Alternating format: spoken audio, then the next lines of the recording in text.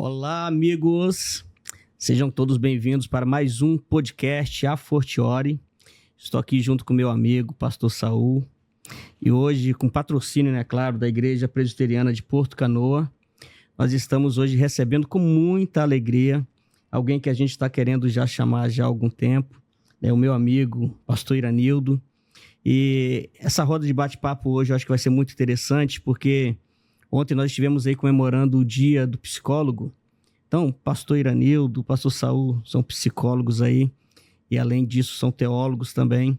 Então, eu acredito que realmente essa nossa roda de conversa hoje vai ser muito abençoada, vai ser muito proveitoso aí para todos nós. Bom, quero já passar a palavra para o pastor Iranildo, para ele poder se apresentar, dizer realmente quem ele é, além de psicólogo, pastor, um homem aí de Deus, um homem de família, que a gente admira já há algum tempo. Olá, Zé, que alegria participar com vocês desse momento precioso, com você, com Saul, dois irmãos queridos. Saul, a gente tem uma história de alma.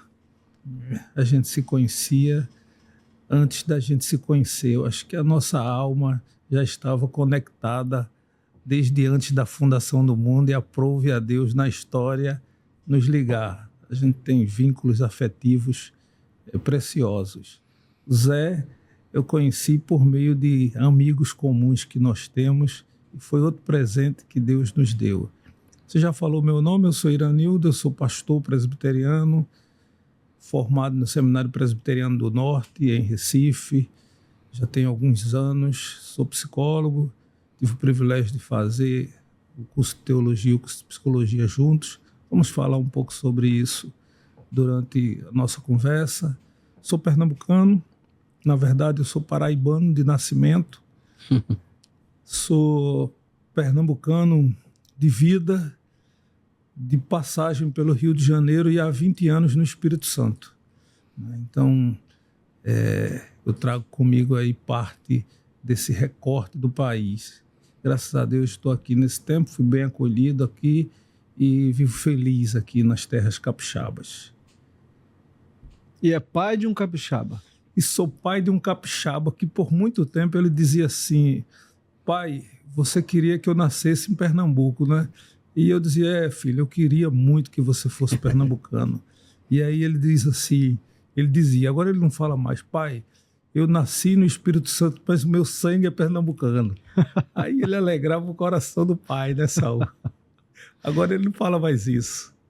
Sou casado com uma capixaba, né? Exato. Iranildo, então, a intenção do nosso tema hoje é explorar um pouco essa tentativa já desde os anos 80 de fazer essa ligação, essa conexão entre a psicologia e a teologia, e trazer nela algum benefício para o ser humano integral. Fala você um pouco disso, já com essa experiência de décadas aí, tentando promover essa linguagem, né, de unidade entre a psicologia e a teologia. Saul, fragmentar o homem, o sujeito, nunca foi uma boa tentativa, né? Dissociá-lo, dissecá-lo como um instrumento de pesquisa, ou da alma, ou do corpo, ou apenas da mente, nunca foi saudável. Integrar isso sempre foi um desafio. A possibilidade de integrar isso, considerando aspectos sociais, aspectos emocionais e a espiritualidade, é algo fantástico. Porque é, de fato, considerar o sujeito como um sujeito biopsíquico, social, emocional e espiritual. Deus, quando fez o homem, ele não o fez um sujeito de uma única dimensão, ele fez um sujeito integrado, um sujeito todo, um sujeito completo. Então, a dimensão da psicologia, ela não desconsidera esse aspecto da espiritualidade, assim como a espiritualidade não deve descartar, não deve olhar o homem apenas sobre o seu viés, mas também sobre a sua história social, sua história emocional, seus vínculos, suas tradições e a herança que ele tem de onde ele vem. né, nos caminhos da espiritualidade e da vida psíquica. Então, a minha caminhada, eu diria, eu gosto da ideia de vocação, gosto muito da ideia de vocação. Então, eu me entendo vocacionado por Deus para ir para o seminário, entendendo que essa vocação era uma vocação para o ministério da palavra e dos sacramentos, mas eu também me entendo vocacionado por Deus em tempo semelhante para a profissão, para a psicologia. Por isso, eu fui para os dois lugares em tempos semelhantes, apenas um semestre de diferença de um para o outro. Mas eu já entrei no seminário compreendendo que havia da parte de Deus uma vocação para mim, para atender a esse sujeito inteiro, atender a esse sujeito integral. Eu deveria usar a Bíblia como um instrumento para curar esse sujeito, para dar a esse sujeito os caminhos de vida, mas eu deveria também usar a ciência para promover também vida para esse sujeito nas suas múltiplas dimensões e relações. Há algum tempo atrás, eu acho que o Iranildo vai lembrar disso, eu vi uma postagem no Facebook, né, da igreja lá de Bandeirantes. Eu nunca fiz isso, na verdade, por nenhum dos meus amigos, pastores, mas estava lá que o pastor Iranildo iria pregar em Bandeirantes. Eu falei, Vanessa, vamos lá? Normalmente eu vou nas igrejas, né, a convite eu fui lá para poder ouvir Iranildo.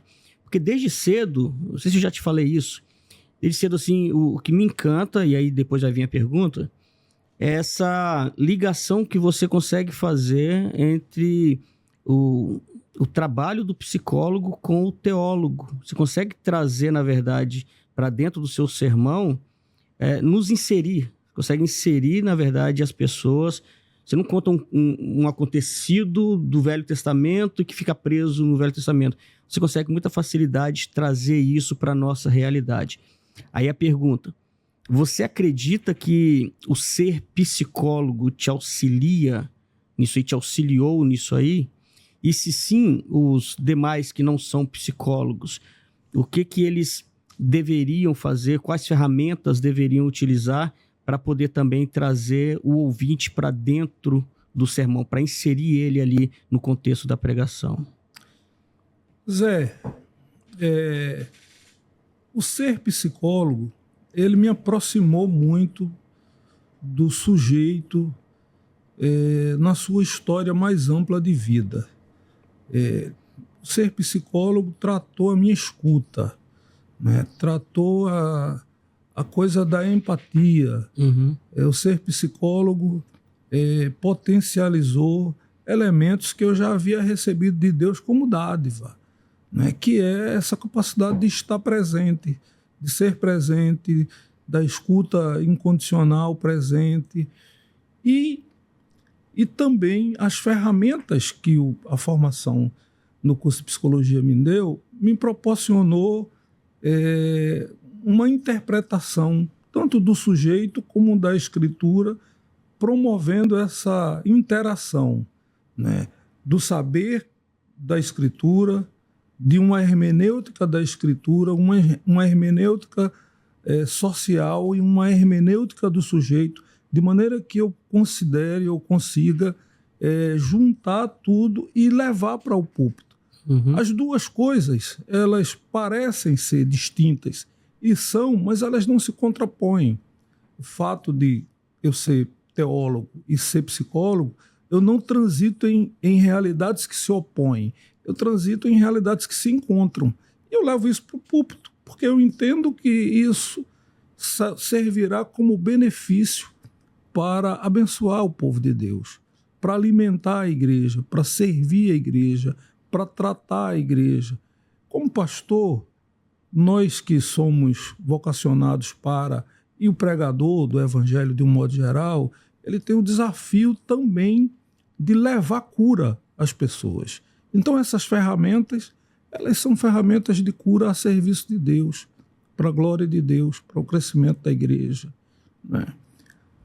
Quem não é psicólogo consegue fazer isso? Consegue fazer isso.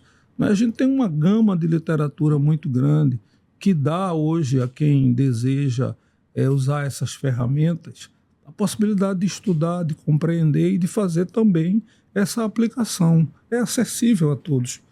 Uhum. A teologia é uma teologia acessível a todos. A psicologia ela é acessível também a todos.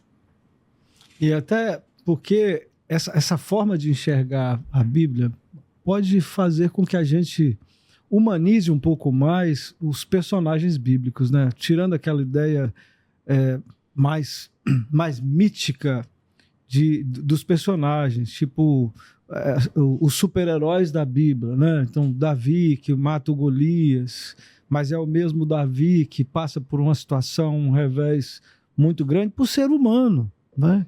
O Sansão, que é o super-herói também, mas é o mesmo camarada que frequenta prostíbulos e é um cara desobediente a Deus também, porque se relaciona com pessoas que Deus havia dito, não vai, não se relaciona, ele vai a si mesmo. Então, essa coisa de humanizar mais tem a ver com a psicologia, né? E hoje, quando o Zé perguntou aí o que fazer, né, para aprender mais essa linguagem de ponte, quando começa essa necessidade de unir a psicologia com a teologia, isso nasce de profissionais crentes, né? Alguns pastores, outros não, mas crentes, e lá pelos idos dos anos 90 nasce esse embrião hermenêutico, essa ideia de interpretar a Bíblia por esse viés, por essa lida, e nasce também instrumentos que vão ajudar as pessoas a crescerem nesse tema, porque aí nasce aí o CPPC, né, uma ONG que é Corpo de CPPC, Corpo de Psicólogos e Psiquiatras Cristãos, que tem no site um material enorme, não é, que pode estar a serviço aí do aprendizado. E nasce a Irene do Brasil, lá no Paraná, não é, com o Catito encabeçando. O próprio CEM, né, Centro Evangélico de Missões, ele trabalha muito com a Irene do Brasil, trabalha com profissionais ligados à CPPC, e mais recente agora a própria Bíblia Conselheira. Começou com o Novo Testamento e agora já tem a Bíblia Completa, que é uma Bíblia que tem comentários com essa leitura, né? Com essa possibilidade. Essa Bíblia tem a chancela do CPPC, não é? De profissionais ligados ao CPPC. Sim, finais dos anos 80, começa no Brasil esse embrião de pensar a teologia e a psicologia como instrumentos que se harmonizam, né? Como elementos distintos que podem caminhar juntos, e podem caminhar juntos a serviço do sujeito, a serviço da fé, a serviço da igreja, a serviço da comunidade, de um modo geral, né? E é um desafio, sempre foi, né?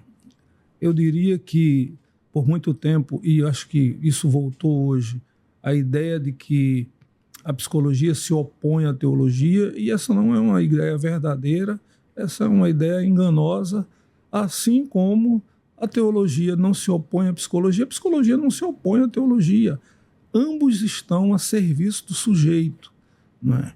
Enquanto teologia, nós precisamos de uma que apresente um Deus que humaniza, um Deus que se identifica, um Deus que toma forma de gente. João diz que o Verbo se fez carne. Quando o Verbo se fez carne, ele habitou entre nós. É essa teologia que nós precisamos. Nós não precisamos da teologia que discute o sexo dos anjos, né? Nós precisamos da teologia que aproxima o homem de Deus e Deus dos homens, né? Que traduz da maneira mais acessível esse Deus que se compadece de nós e entra na nossa história para mudar o sujeito no mais íntimo do seu ser, né? Nós não precisamos de uma teologia para ser discutida, para ser debatida. Nós não precisamos de uma teologia sem vida, etérea, de uma teologia que é fruto de especulação. Nós precisamos de uma teologia que aproxima Deus das pessoas, as pessoas de Deus e as pessoas umas das outras. A psicologia, de igual modo, né? Ela aproxima o sujeito de si mesmo, aproxima o sujeito dos seus entes, aproxima o sujeito da sua cultura, da sua comunidade, da sociedade onde ele está inserido. A psicologia, assim como a teologia, trata o sujeito e insere o sujeito de maneira transformada e transformadora no ambiente social, a psicologia também, né? Então, é importante que a gente olhe para esse cenário assim, né? Menos mítico e mais humano, né? Porque aquele que está assentado no alto e sublime trono está também presente entre aqueles que têm o espírito humilde e o coração quebrantado. Está presente também entre os homens, né? Então esse é o Deus da teologia, é o Deus que se fez carne, que se fez gente, que se faz presente. Beleza. Eu queria sair um pouquinho dos púlpitos, porque essa realmente era um questionamento meu, que deve ser também muita gente, mas indo direto para o consultório. Talvez alguém que vai estar nos ouvindo aqui agora até se pergunte, um crente, servo de Deus, quem sabe um pastor, né? Ele pode passar por alguma situação onde ele se vê vítima das suas pressões psicológicas, vítima de dúvidas, né, de indagações, e até houve, por exemplo, caso em 2017 de muitos pastores, inclusive, que suicidaram, tiraram a própria vida. Quem está nos ouvindo, de repente, quem sabe está passando por algum momento de depressão, mas por ser líder, ele não vai aceitar isso. Vai falar bem assim, não, eu não posso aceitar, eu não posso mostrar essa fragilidade. A gente pode entender que pastores também precisam de um apoio psicológico e, de repente, procurar uma ajuda, uma escuta profissional nesse sentido? Que conselho a gente daria para o nosso ouvinte que sabe seja um pastor que está passando por algum momento de dúvida assim? Boa consideração, Zé. Muito boa, muito oportuna, muito propícia para esse nosso momento. A gente está começando daqui Setembro a poucos Amarelo. dias, o mês de setembro, o Setembro Amarelo, o mês em que a gente para pensar as dores que o sujeito enfrenta e que, às vezes, leva alguns ao suicídio, né? Pastores, cristãos, todos nós estamos inseridos no mesmo cenário, né? Nós somos gente, né? Assim como é importante a gente não mitificar os personagens da Escritura, é importante a gente não mitificar os líderes cristãos e esses não quererem esse lugar, né? Esses entenderem-se pessoas, gente, e gente sofre, e gente sente dor, e gente administra faltas, e gente administra carências, e gente administra abandonos, gente administra frustrações, decepções, perdas, angústias. E aí, na administração disso, vem o sofrimento, vem as doenças da alma, vem as questões de saúde mental, né? E as questões de saúde mental, elas precisam ser tratadas no lugar próprio, né? E o lugar próprio é o gabinete, mas é também o consultório do psicólogo, do psicanalista, do psiquiatra, é a associação do suporte que o pastor oferece associado à escuta ativa de um profissional e, muitas vezes, a medicação, a prescrição médica. Sim, esses três pilares eles não precisam andar separados, ou um ou outro. Eles podem andar juntos. E aí, esse que é da igreja, o líder, o pastor, o apóstolo, o presbítero, o diácono, o bispo, o crente comum, que está doente, ele não deve hesitar. Ele entendendo a importância das práticas devocionais, ele deve buscá-las, ele entendendo a importância do consultório pastoral e da orientação pastoral, ele deve buscá-los, mas ele deve também buscar o amparo, o acolhimento e o cuidado dos profissionais de saúde mental, né? Psicólogos, psicanalistas, psiquiatras e outros terapeutas. Essa associação é imprescindível para promover vida e bem-estar. Então, você que está nos ouvindo, que vai nos ouvir em algum momento e está passando por algum momento de dificuldade, de ansiedade, depressão, culpa, medo, alguma síndrome, pânico, ou você se vê acelerado demais, ou pouco produtivo, ou disperso demais, não hesite. Procure um profissional. Permita-se ser cuidado por quem cuida. Deus vai cuidar de você. O seu pastor vai cuidar de você. Você vai fazer um bom uso da Bíblia e vai ser cuidado também. Mas procure outras instâncias de cuidados. Procure cuidados profissionais. Procure um psicólogo. Procure um psicanalista. Procure um psiquiatra. E você vai ser muito bem acolhido, muito bem cuidado e vai ver o quanto de ganho você vai ter na sua qualidade de vida e na sua espiritualidade também. No meio religioso, no meio cristão, a gente vai encontrar outra escola, né, Iranildo? Vai encontrar os opositores a esse diálogo entre a psicologia e a teologia. Até porque isso é muito antigo na religião ou no cristianismo, né? Desde a época medieval, tentava-se fazer a leitura daquilo que seria de saúde mental, mas aí coloca-se uma leitura espiritual para a situação. Eu queria que você comentasse um pouco a respeito disso. Desde a Idade Média, né, Saul, que há essa tentativa de demonizar o sofrimento psíquico.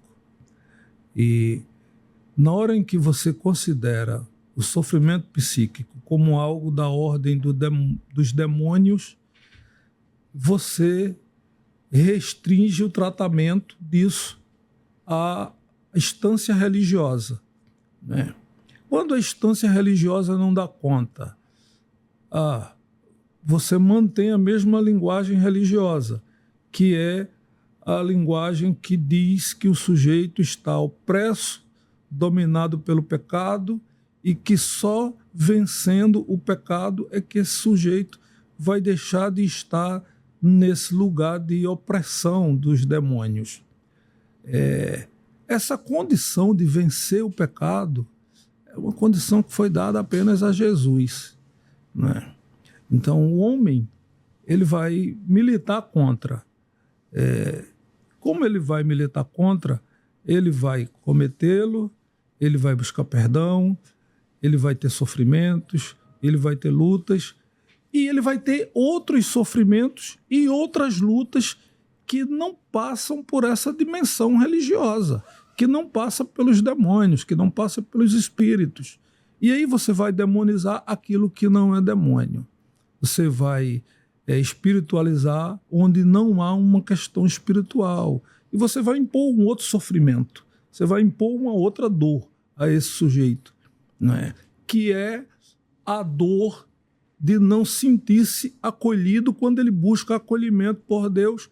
Porque quanto mais ele busca, mais ele sofre, e aquele sofrimento lhe aprisiona e ele não consegue um lugar de refrigério, né? Então, é extremamente importante olhar para esse sujeito como um sujeito que sofre, e muitas vezes como um sujeito que sofre não com um sofrimento da ordem do espírito, mas com um sofrimento que vem da ordem das emoções, do aparelho psíquico, da história de vida, dos vínculos familiares, de um sistema familiar adoecido, de uma comunidade adoecida. E aí, quando o sofrimento é esse, quando a dor é essa, ele precisa ser acolhido por profissionais que cuidam disso, por gente diversa, que é instrumento de Deus. Toda ciência nasce de Deus, então tem gente sendo usado por Deus em todos os cantos dessa vida para cuidar desse sujeito que sofre nessa dimensão. E é importante a gente olhar para esse sujeito nessa perspectiva. Nem tudo é do espírito, nem tudo é do pecado, nem tudo é do diabo, não é? E aí, sendo assim, é importante conduzir esse sujeito a um acolhimento diferente, a um olhar diferente, a uma escuta diferente. É importante, inclusive, a igreja fazer isso. Os pastores olharem para esse sujeito numa outra perspectiva, humanizarem esse sujeito e entenderem que a dor e o sofrimento é próprio do humano, né? E acolherem assim, saindo dessa esfera medieval do pecado, do demônio e da exclusividade da fé. Você acredita, pastor, que nesse sentido aí a religião, religião no modo geral, ela tem a sua participação também no adoecimento de algumas pessoas, quando ela, na verdade, deveria ser, né, um instrumento de cura, um instrumento de reaproximação do homem em relação a Deus? Ela, às vezes, também tem o seu papel de prejudicar? Zé, de modo geral, né? Eu gostaria de dizer que não, né? Eu gostaria de dizer que não. Eu gostaria de dizer que a fé cristã, e eu não vou falar das religiões, mas vou falar da fé cristã. Gostaria de dizer que a fé cristã, em todos os lugares onde ela é manifesta, ela produz essa vida.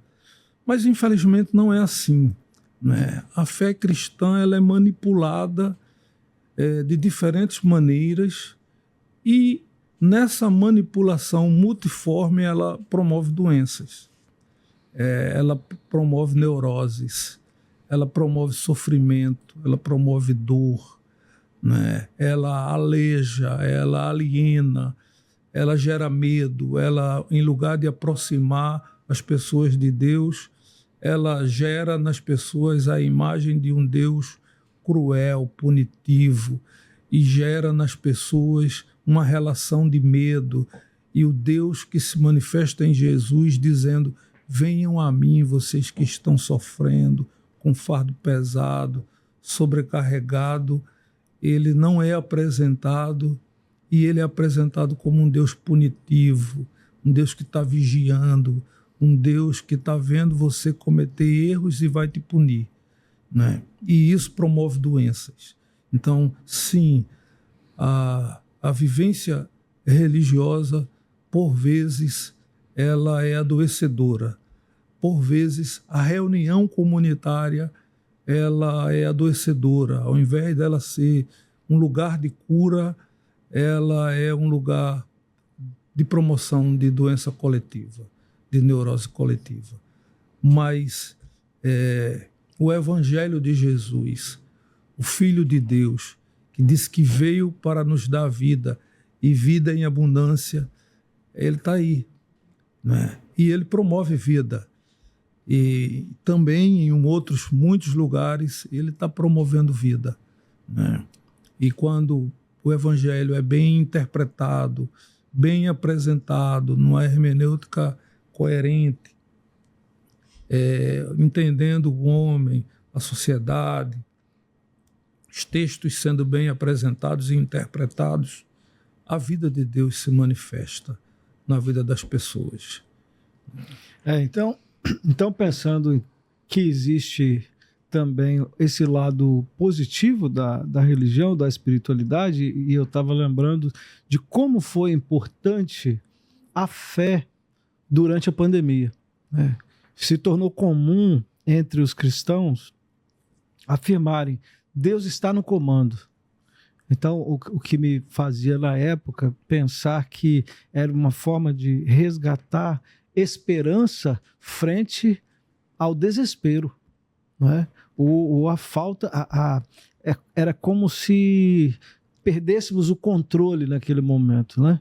Então você tem as doenças infecto-contagiosas, elas têm o controle. Você vai lá, faz o exame, faz a medição dessa doença, faz detectar a doença e toma o medicamento. Então, naquele tempo, perdeu-se, não tinha como controlar nem a contaminação e nem como matar o vírus na época. E a fé e a esperança foi muito importante, não é? Então, nesse sentido, naquele tempo foi dizer assim, a religião e a fé teve um papel importante, não é isso, Iranildo? Exatamente, Rei. A fé tem como a fé cristã, né? A fé, de um modo geral, a espiritualidade, tem como principal bandeira a promoção de esperança. A fé genuína, ela não se deixa iludir. A esperança é o maior de todos os elementos, né? Muito embora a gente leia no texto que haverá um tempo em que ficará apenas a fé, o amor e a esperança, e o mais importante deles é o amor, né? Nós somos os sujeitos da esperança. Nós vivemos pela esperança. Nesse tempo em que não havia reunião congregacional, né, presencial, nesse tempo em que não havia ainda vacina, não havia ainda um conhecimento do que era o vírus e do que ele era capaz de fazer, só tomava-se conhecimento de números de pessoas que estavam morrendo. O que nos restava? O que restava ao sujeito? Esperança. Quem tem o discurso da esperança? Os sujeitos da fé, né? Os sujeitos da fé têm um discurso da esperança, né? E aí a gente tinha espaços religiosos fechados, mas a gente tinha a grande rede todo o tempo alimentando essa esperança a todos, né? Conquanto muitas igrejas tenham ficado fechadas, ou quase todas, há muitos relatos de pessoas que experimentaram a conversão religiosa, o encontro com o sagrado, por meio das lives, dos cultos online, porque a busca por esse lugar de esperança entrou no coração das pessoas. Deus, né, entrou na vida das pessoas, entrou nos lares de uma maneira tão diferenciada, né, que deu sustentação aos vínculos, deu sustentação à vida social, deu sustentação à saúde do sujeito, tanto individual como a saúde coletiva, né? Sim, talvez nunca tenha sido tão importante esse lugar da espiritualidade como foi nesse período da pandemia, né, Saul? Encontrar o seu tempo para a relação com o sagrado e para o intimismo e para pensar, ainda que eu seja acometido por esse vírus, eu tenho fé, eu tenho esperança, né? Vou contar uma história sobre isso. Eu fui acometido pelo vírus. E aí eu fui acolhido num hospital aqui da Grande Vitória por um médico, um jovem médico chamado Gustavo. Quando ele falou, eu sou o doutor Gustavo, eu dei um sorriso para ele e disse, já estou gostando do senhor. Aí ele disse, por quê? Eu falei, porque eu estou sendo acolhido pelo meu filho. Eu tenho um filho que se chama Gustavo.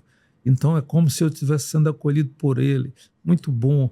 Aí ele falou assim, olha, seu Iranildo, a gente tem aqui no hospital 3 protocolos, a gente vai considerar os 3, possibilidade de usar os 3, mas eu preciso te dizer outra coisa. São protocolos. a gente não tem certezas. Então, o senhor tem um elemento de fé? Eu falei, tenho. Ele disse, use esse seu elemento de fé a seu favor. Nós iremos usar os protocolos sem hesitar para o seu benefício. E apegue-se ao seu elemento de fé, porque ele lhe será muito útil nesse momento, nesse período da sua vida aqui. A gente espera que seja curto, que seja breve, mas não se desapegue dos seus símbolos de fé. Foram essenciais para a minha recuperação. Rapaz, um testemunho interessante. Então, pensando nesse tratamento, né? E é claro que o pastor não vai substituir a Bíblia por uma cultura psicológica, uma linguagem psicológica nos púlpitos, nem tampouco o psicólogo cristão, o psicólogo crente, sendo pastor ou não, vai levar a Bíblia para dentro do seu consultório. Acredito nessa separação distinta na hora de cuidar da pessoa. Mas você poderia compartilhar tanto esse diferencial de ser um pastor com atuação pastoral, com conteúdo interno da psicologia e vice-versa também, quando você cuida de alguém no seu consultório, você fazer esse atendimento diferenciado por ter esse elemento de fé, por ter também a fé cristã como algo presente em você. Você teria alguma história também para contar sobre isso? Elas se misturam, você consegue, né? Dar uma... Saul, eu tenho por princípio, e sempre no contrato que eu celebro, quase sempre verbalmente com quem eu atendo, eu tenho por princípio que cada sujeito que vai ao meu consultório é sagrado. Eu sou criacionista. Eu não nego isso. E quando perguntado, eu afirmo que sou criacionista. E sendo criacionista, quando eu estou celebrando esse contrato, eu afirmo para essa pessoa que, a despeito de suas crenças e das minhas crenças, eu acredito que Deus nos fez e Deus está nos dando o privilégio desse encontro. Como Deus nos fez, esse ente que está diante de mim é sagrado. É sagrado porque Deus o fez único, singular, exclusivo, pegou a forma e jogou fora para que não haja imitação, haja só semelhança. E aí eu inicio o processo, né? Então, partindo desse pressuposto, as minhas interações me fazem sempre olhar para esse sujeito como quem está diante da imagem e semelhança do Deus que se fez gente em Jesus. Imago Dei.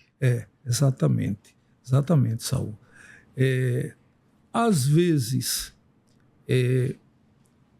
pessoas trazem consigo elementos da sua espiritualidade e nós fazemos trocas a partir desses elementos, considerando a importância desses elementos para a pessoa. Se eles são importantes para a pessoa e a pessoa deseja resgatá-los ou reorientá-los na vida, nós caminharemos nessa direção, respeitando sempre esse lugar que é do outro, né? Se a pessoa não traz, não considera, eles também não são, eles não vão ser trazidos por mim, né? Mas por vezes eu me deparo com pessoas que entendem que o que eles precisam para o autoconhecimento, para a autoatualização, o que eles precisam é rever os relacionamentos com o sagrado, né? E aí o trabalho ele é ponderado sobre qual a importância que o sagrado tem na vida desse sujeito e como é que ele está lidando com isso. o sagrado ficou hilário, o sagrado ficou profano, é o sagrado que ele precisa resgatar, por que ele não resgata, quais são os empecilhos, onde o sagrado foi profanado, foi num espaço religioso ou foi da intimidade? Como o sagrado pode ser resgatado? Quem é esse sagrado? Esse sagrado, ele se impõe como? Ele chega ao sujeito como? Como ele entende isso? E, na medida que a relação vai acontecendo, eu vou apresentando as possibilidades a cada sujeito, né? E, por vezes, apresentar essas possibilidades é apresentar esse sagrado que acolhe, né? É apresentar esse sagrado que abraça, é apresentar esse sagrado que ama, é apresentar esse sagrado que está disponível para tornar novas todas as coisas, né? Então, isso é possível, ou tem sido possível na minha experiência, né? Eu não levo ao púlpito as minhas ferramentas da psicologia, e eu não levo para o consultório a minha vivência da teologia. Eu levo para o púlpito e levo para o consultório a minha intimidade com Deus, eu levo para o púlpito e levo para o consultório a minha vida, a minha inteireza. Eu tento estar sempre inteiro e congruente, seja no púlpito, seja no consultório, né? Perfeito. Acho que dá para a gente poder trabalhar ainda essa questão aí, aproveitar o gancho, porque existe, na verdade, pessoas que acreditam, né? Até uma questão que a gente começou a conversar mais cedo, que afirmam que a Bíblia ela poderia ser a única fonte de saúde mental, com o argumento de que a psiquiatria e a psicologia não são para crentes. E aí, assim, a gente não consegue controlar o cristianismo hoje, assim, evangelicalismo no Brasil. Tem uma conversa que a gente também teve aqui, né, com o Wanderley, logo no primeiro podcast. Ele está tão espalhado, tão difuso, que se fosse fazer uma reforma hoje seria impossível. Exatamente. Como é que a gente poderia, na verdade, assim, aconselhar quem for, na verdade, ouvir isso, que acha, por exemplo, que bastaria, na verdade, a Bíblia, bastaria um conselho do líder da igreja dele, uma bênção, uma oração no final do culto, seria suficiente. Sem também falar assim, sai dessa, né? Como Jesus falou lá em Apocalipse, sai dela, povo meu.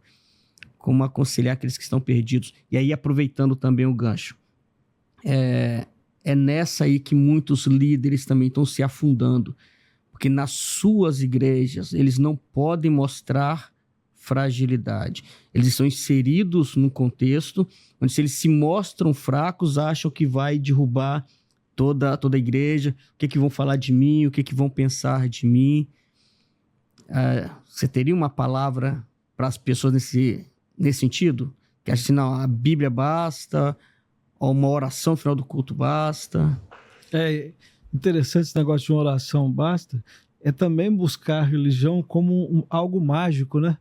Então, coloca a mão sobre minha cabeça, passa alguma coisa em mim, ou eu pego um objeto e faço dele um patuá. Tem muito da religiosidade das nossas matrizes, né? A matriz africana ou mesmo indígena, né? De acreditar na mágica dos objetos, né? Então, uma Bíblia aberta no Salmo 91. Exato, a Bíblia aberta vai espantar o mal-olhado, vai espantar os demônios e esse tipo de coisa, né? Ou não, pastor? Ou realmente seria suficiente essas coisas aí? Vamos por parte. Talvez o final para o começo. A gente vive um tempo da experiência religiosa performática, né? E performar religiosamente parece ser bonito. Vende, né? Assim, vende você performar a fé. E em nome da fé você dizer afirmar que você obteve sucesso, que você obteve saúde, que você venceu grandes problemas. Vende performar em nome da fé e com a fé que o Mar Vermelho se abriu para você, que você transpôs todas as muralhas e que você está enfrentando gigantes e derrotando-os. Né? Vende.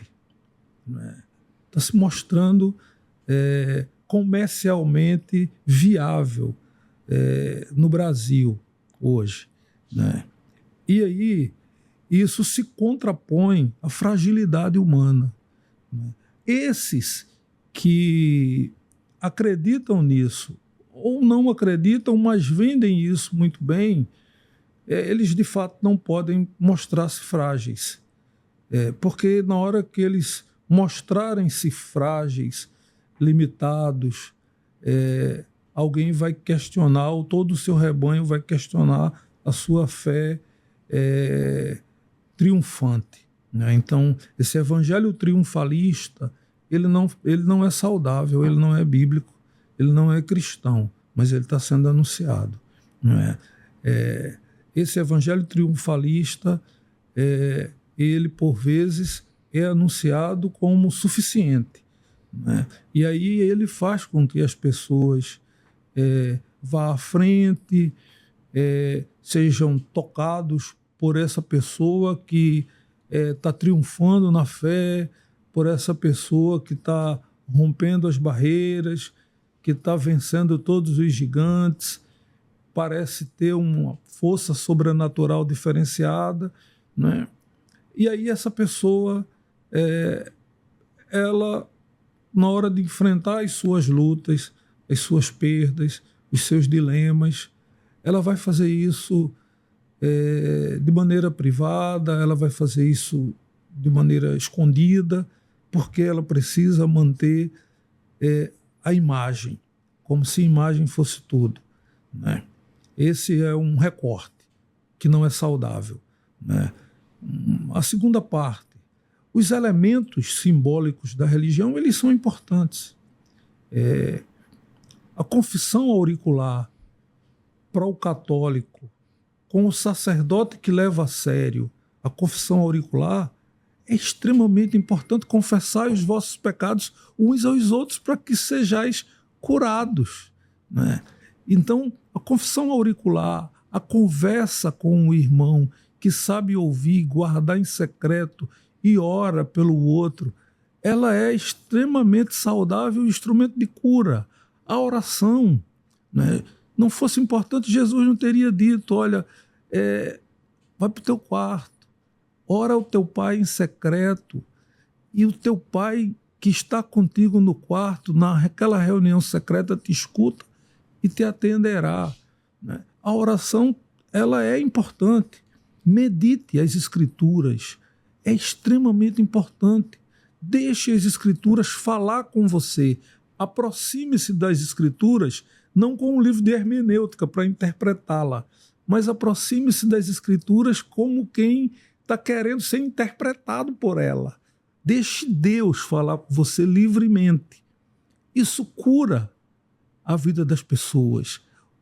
O salmista diz que é bom e agradável estarem unidos os irmãos, e diz que é como óleo precioso, e diz que ali o Senhor ordena a sua bênção e a vida para sempre.